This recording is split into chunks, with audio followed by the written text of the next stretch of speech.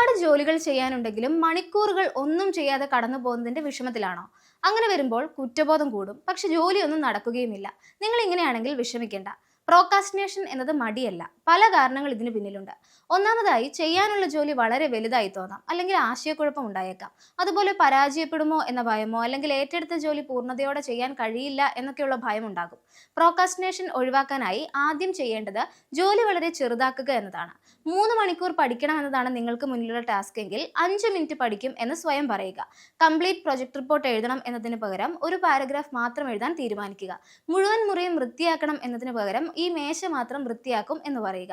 ഇതിങ്ങനെ വെറും 5 മിനിറ്റ് ചെയ്യും എന്ന് പറഞ്ഞ ശേഷം ഇങ്ങനെ ഈ ജോലി 5 മിനിറ്റ് ചെയ്ത ശേഷം നിർത്താം. നിങ്ങൾ ഒരു ജോലി തുടങ്ങിക്കഴിഞ്ഞാൽ ഇതത്ര വലിയ പണിയല്ലല്ലോ എന്ന് നിങ്ങളുടെ തലച്ചോറ് സിഗ്നൽ കൊടുത്തു തുടങ്ങും.